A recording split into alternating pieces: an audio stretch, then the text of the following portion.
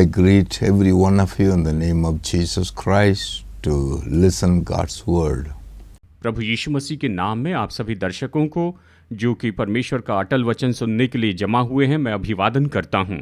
I also thank God for giving this opportunity to come and talk to you His word. मैं परमेश्वर का भी धन्यवाद करता हूं कि उसने मुझे ये मौका दिया है कि मैं आकर उसके वचन में से आपको बता सकूं। Today, आज I wanted to share something very important to you. Be attentive. मैं आज आपको बहुत ही महत्वपूर्ण ऐसी बात बताना चाहता हूं और मैं चाहता हूं कि आप बहुत ही गौर से इस संदेश को सुने, यही मैं विनती करता हूं। This is, when we see so many people today, they are in the world youngsters, their behavior, their attitude, so much of evil we can see in them. देखिए, इस समय जितने भी दुनिया में नौजवान लोग हैं, उनका जो व्यवहार है बहुत ही बुरा है और इस संसार में हम बहुत सी बुराई को देख सकते हैं। संसार के लोग आपस में बुरा व्यवहार करते हैं, ये देख सकते हैं। From where they are coming? ये सब कहाँ से आ रहा है? ऐसा व्यवहार कहाँ से आया है? How this is happening? ये सब कुछ ऐसे कैसे हो रहा है? What is the root cause for this? और इसके लिए मुख्य कारण क्या है? Beloved, प्रिय लोगों, these are all coming, these people are born to a family. ये सब जो लोग हैं, ये तो एक परिवार में जन्मे हैं। एक परिवार में, A family. एक परिवार में जन्मे हैं। A husband, a wife. यानी एक पति है, एक पत्नी है, Then children come. और फिर बच्चे आते हैं। They are born of this family. वो तो इसी परिवार से जन्मे हैं। When you see somebody, जब हम किसी को देखते हैं, why they are doing evil? वो क्यों ऐसे बुराई करते जाते हैं? They are born from the root. ये तो उनके जन्म से उनकी जड़ों में हैं। They'll go to their father and mother. उनके माता पिता को आप देखिए, What is the reason? इसका कारण क्या है? Because क्योंकि they have not yet clearly understood what is the plan of God for the family. वो इस बात को अच्छे से नहीं समझे हैं कि उनके परिवार के लिए परमेश्वर की योजना क्या है, वो इसे नहीं जानते हैं। Listen, my beloved. सुनिए मेरे प्रिय लोगों, When God created the first man, जब परमेश्वर ने पहले मनुष्य को बनाया, He made them male and female. उसने उन्हें नर और नारी करके बनाया That's what है। Genesis 1:26 says like that. और इसलिए उत्पत्ति अध्याय 1:26 यही तो बताता है।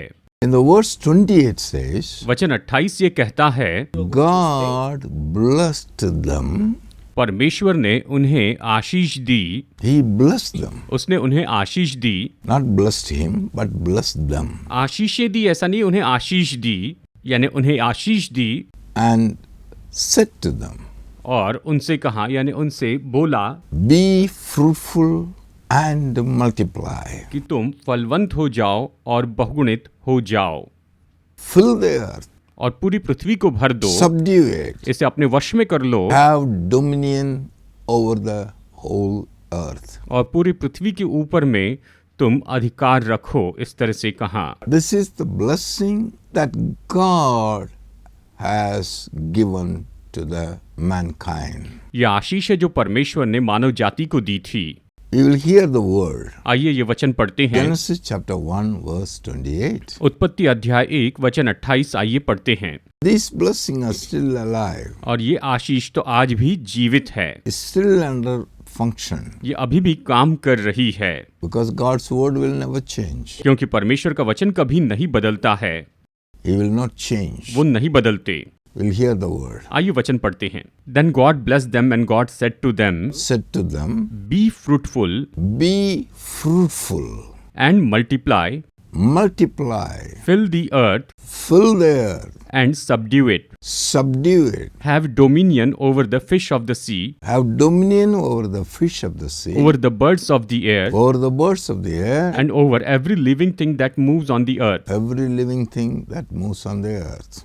देखिए वचन कहता है, और परमेश्वर ने उनको आशीष दी और उनसे कहा, फूलो फलो और पृथ्वी में भर जाओ और उसको अपने वश में कर लो, और समुद्र की मछलियों तथा आकाश के पक्षियों और पृथ्वी पर रेंगने वाले सब जंतुओं पर अधिकार रखो। कहता है कि समुद्र की मछलियों तथा आकाश के पक्षियों और पृथ्वी पर रेंगने वाले सब जंतुओं पर अधिकार रखो। See the mind of God. यहाँ पर परमेश्वर के मन को देखिए, See the vision of God परमेश्वर के दर्शन को देखिए towards this man and woman. इस स्त्री और इस पुरुष के बारे में परमेश्वर के दर्शन को देखें। Bless them, परमेश्वर ने उन्हें आशीष दी, subdue it, कहा इसे वश में कर लो have dominion over everything. और सभी के ऊपर तुम अपना अधिकार रखो। Now, अब when you look at that man, जब उन्होंने उस मनुष्य को देखा, मनुष्य को, he is the ruler over the whole creation. वो तो सारी सृष्टि के ऊपर में शासक था, अधिकारी था। God has given everything under his control. परमेश्वर ने सब कुछ उसके नियंत्रण में रखा था। Very important. बहुत ही महत्वपूर्ण है। When after God created everything, परमेश्वर ने सब कुछ बनाने के बाद he found this man was alone. उसने ये पाया कि ये जो मनुष्य है ये तो अकेला है। Genesis chapter 2 verse 18. उत्पत्ति अध्याय 2 वचन 18 इस तरह से बताता है, and the Lord God said, it is not good that man should be alone, I will make him a helper comfortable to him. See, देखिए यहाँ पर ये वचन कहता है, फिर यहोवा परमेश्वर ने कहा, आदम का अकेला रहना अच्छा नहीं, मैं उसके लिए एक ऐसा सहायक बनाऊंगा जो उससे मेल खाए।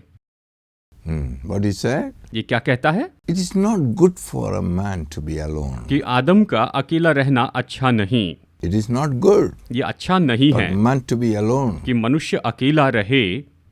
I will make a helper comparable to him. और मैं उसकी सहायता के लिए उससे मेल खाने वाला सहायक बनाऊंगा। A helper comparable to him. एक ऐसा सहायक जो उससे मेल खाए। That means इसका मतलब this man is a ruler. ये मनुष्य तो अधिकार करने वाला मनुष्य है, He is a king. वो तो राजा है, He is king. Whatever he says, that is a law. और जो कुछ भी राजा कहता है वही नियम होता है। All authority in him. सारा अधिकार उसी में था। Now, if God said he need a helper, और जब परमेश्वर ने कहा कि उसे एक सहायक की जरूरत है, that means the helper should be somebody very, very special. तो ये जो सहायक है ये तो ऐसा हो जो कि बहुत बहुत महत्वपूर्ण होगा, ऐसा सहायक, So that the helper will able to help a king. ताकि ये जो सहायक है वो उस राजा की मदद कर सके, ये उसकी सहायता करने वाला हो सके। That means how the helper should be. यानी उसका जो सहायक है वो इस तरह से होना चाहिए। The helper should never be lower than the king. और जो सहायक है वो राजा से कभी नीचा नहीं होना चाहिए, मतलब उससे नीचा नहीं होना Must be चाहिए। equal or little above. एक तो उसके तुल्य, उसके समान हो, या फिर उससे थोड़ा बड़ा हो। Listen, my beloved. सुनिए प्रिय लोगों, Understand it. इस बात को समझ लीजिए। Then what God did? फिर परमेश्वर ने क्या किया? He made this man to sleep. उसने इस मनुष्य को नींद में डाल दिया, उसे सुला दिया। It operated him and took a rib from him. और उसने उसको ऑपरेशन करके उसमें से एक पसली निकाल दी।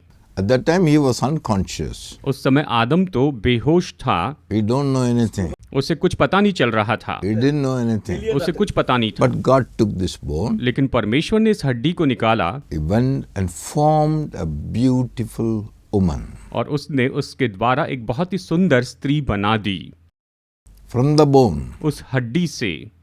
Then God brought her to him. और फिर परमेश्वर उसे आदम के पास लेकर आया। Then the moment this man saw her, और जिस पल इस मनुष्य ने उसे देखा, he said, "This is my flesh. This is my bone."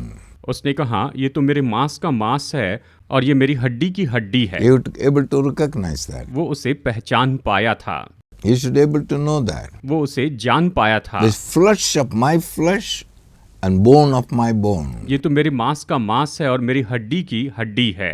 He received her. उसने उसे स्वीकार किया They became one. और वो एक हो गए। Now, अब understand it. इस बात को समझ लीजिए, The marriage come. A man and a woman, when they come to marriage, जब विवाह आता है, जब एक पुरुष और एक स्त्री का विवाह होता है, what is the purpose for it? तो उसका उद्देश्य क्या होता है? What is the purpose? उसका उद्देश्य क्या होता है? If you read Malachi chapter 2, अगर आप पढ़ेंगे मलाकी अध्याय 2 read verse 15, वचन 15 ये पढ़ते हैं, it says something beautiful. ये बहुत ही सुंदर बात कहता है। We'll hear the word. आइए इस वचन को सुनते हैं। मलाकी अध्याय 2 वचन 15 पढ़ते हैं।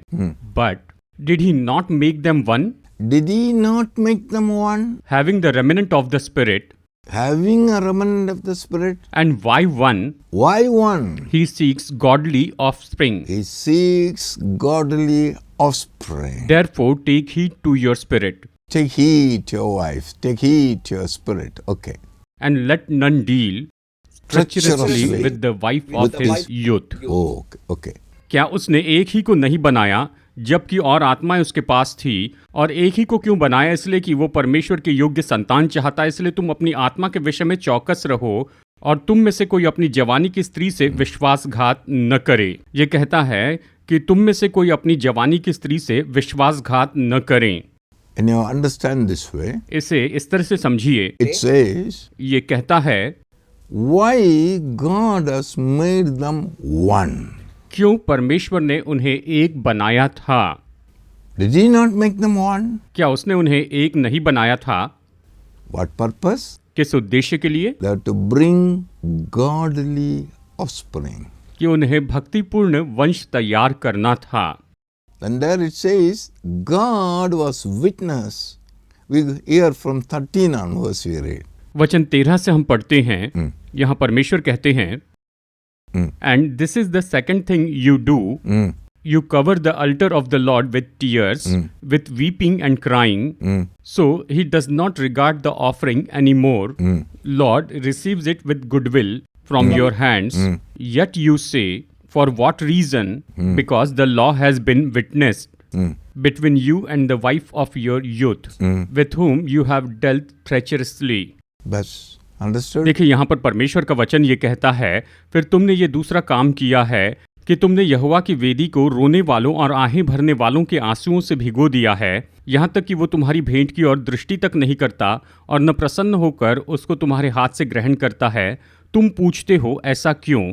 इसलिए क्योंकि यहोवा तेरे और तेरी उस जवानी की संगनी और ब्याही हुई स्त्री के बीच साक्षी हुआ था जिससे तूने विश्वासघात किया है। और फिर आगे ये कहता है, क्या उसने एक ही को नहीं बनाया जबकि आत्माएं उसके पास थी? और एक ही को क्यों बनाया? You know what God says? देखिए परमेश्वर क्या कहते हैं, You have come to the altar. तुम वेदी के पास में आए हो, You have come and cry and pray and offer so many things. तुम यहाँ पर वेदी के पास आकर रोते हो, प्रार्थना करते हो और बहुत से बलिदान चढ़ाते हो। I don't accept it. मैं उसे स्वीकार नहीं करता हूँ। I don't accept. मैं उसे स्वीकार नहीं करता। Why? क्यों? Because क्योंकि I was witness when you make the covenant with the wife. जब तुमने अपनी पत्नी से वाचा बांधी थी तब मैं वहां पर साक्षी था। I was witness. मैं वहां पर साक्षी था। In my presence only you are married. मेरी उपस्थिति में ही तुम्हारी शादी हुई है, तुम्हारा विवाह हुआ है, तुमने अपनी पत्नी से विवाह किया है।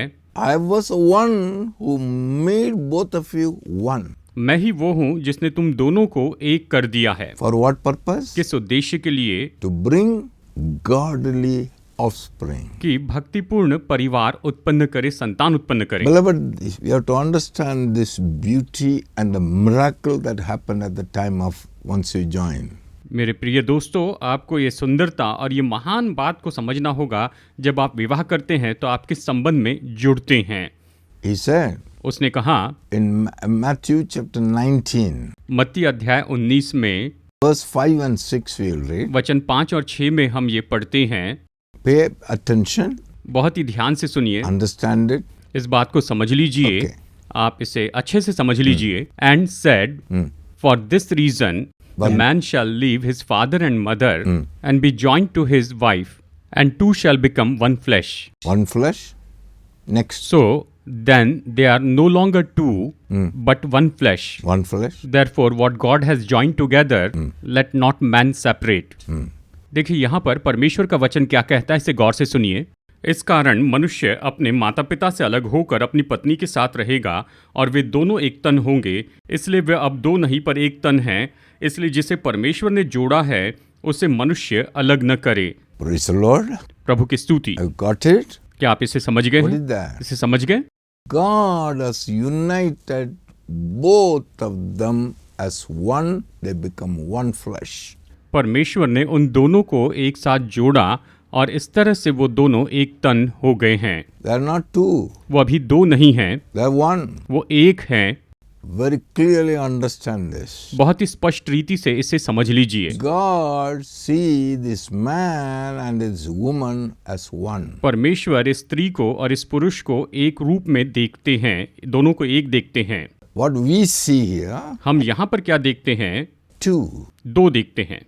Number one, नंबर एक, you are not two. हम दो नहीं हैं, You are one. परंतु एक हैं, One flesh. एक तन हैं। How this is a great miracle has happened there. ये ऐसे महान चमत्कार कैसे हुआ? Two people, दो लोग, God made them one. परमेश्वर ने उन्हें एक बना दिया, One flesh, एक तन बनाया, not two. दो नहीं। The man should know कि मनुष्य इस बात को जाने, his wife, उसका जीवन यानी उसकी पत्नी, she is not away from him. वो उससे दूर नहीं है। That she also should see this man is not away from me. और उससे ये भी देखना चाहिए कि ये पुरुष मुझसे दूर नहीं है, अलग नहीं We are है। not two, हम दो नहीं हैं, one. हम एक It हैं। should be known to their understanding. ये बात तो उन्हें पूरी तरह से समझ में आनी चाहिए। They should come into their mind. ये उनके मन में आना चाहिए। Know it clearly. इसे स्पष्ट रूप में जाने, Not two.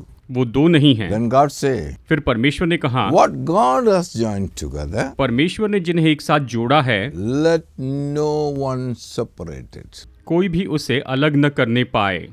No one separate it. कोई भी उन्हें अलग न करने पाए। I hope you are understanding. मैं आशा करता हूं कि आप इसे समझ रहे हैं। Beloved, प्रिय लोगों, the man when God made, जब परमेश्वर ने मनुष्य को he बनाया, was a ruler, he is a king.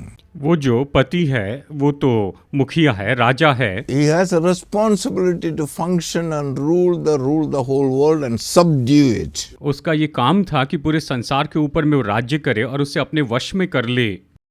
That's the purpose. यही तो उद्देश्य है He has to fill the earth, कि पूरी पृथ्वी को भर दे, subdue it, इसे वश में कर ले dominion over it. और इस पर अधिकार करे। This is what God planned. परमेश्वर ने यही योजना This बनाई। is the purpose God made. परमेश्वर ने इसे उद्देश्य के लिए बनाया। Now, for an example, उदाहरण के लिए symbol. I always, many times I used to tell like this. देखिए, मैं हमेशा इस तरह से सामान्य रूप में कहता हूँ, You buy a TV. आप जब टीवी खरीदते हैं, You see a TV. आप टीवी देखते हैं, You sit at home.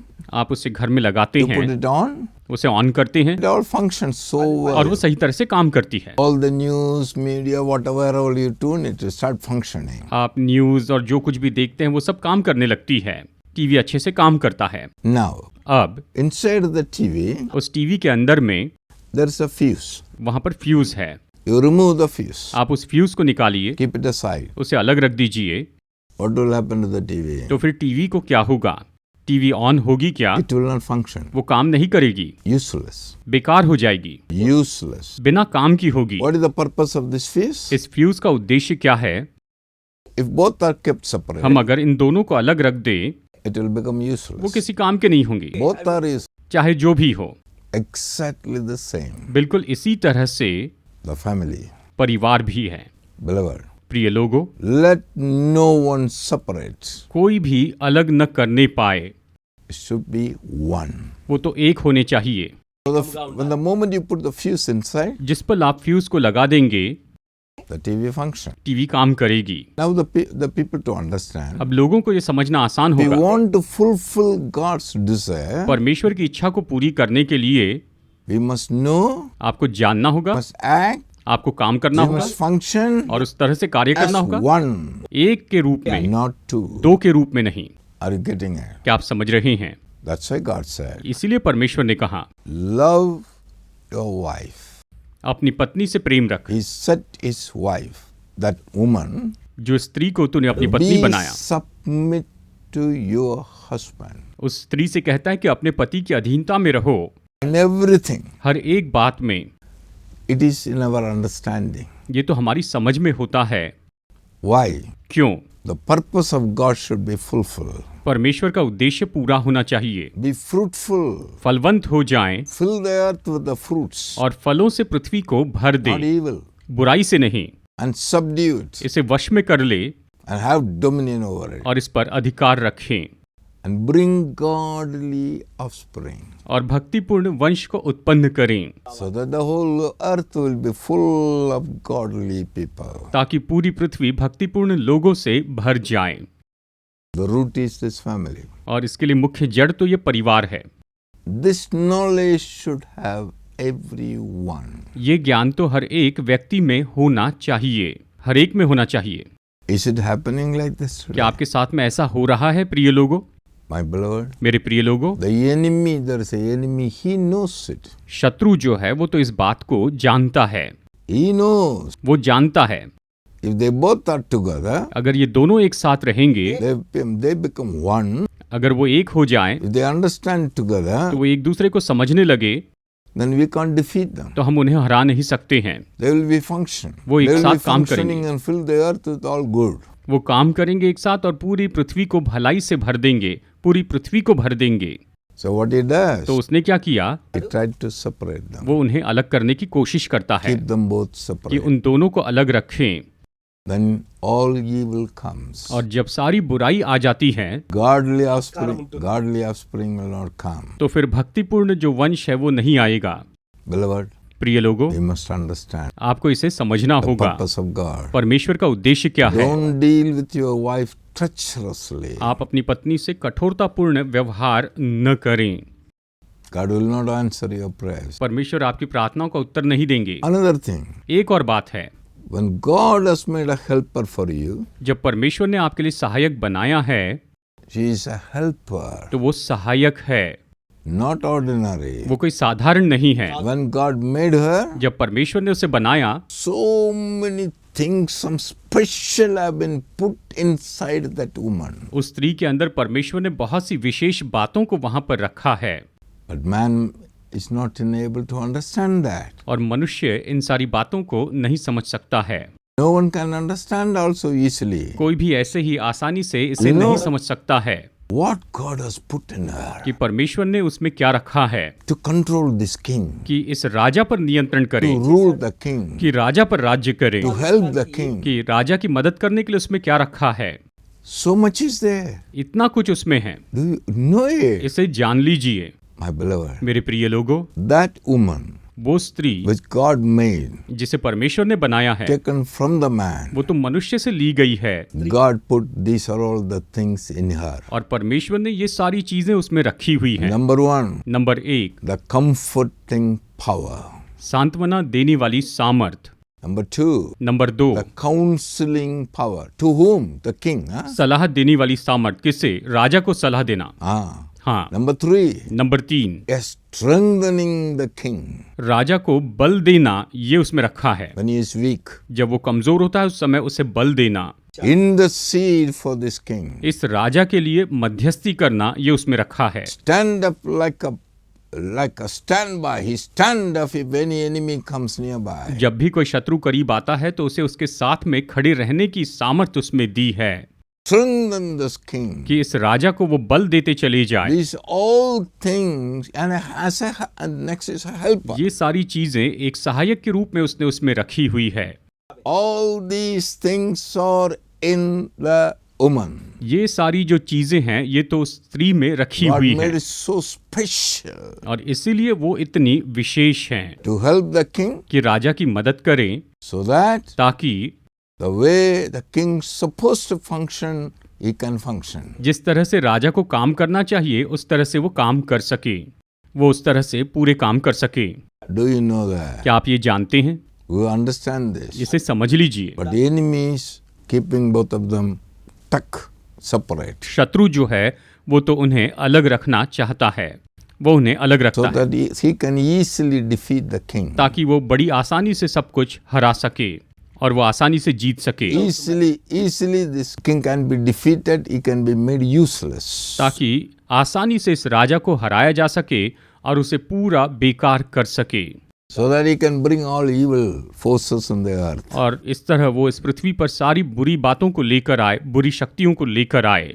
My beloved, मेरे प्रिय लोगों, know this, इस बात को जान लीजिए, understand this. इसे समझ लीजिए। God wants the godly children to be brought into the world. परमेश्वर चाहते हैं कि भक्तिपूर्ण संतान इस संसार में लाई जाएं।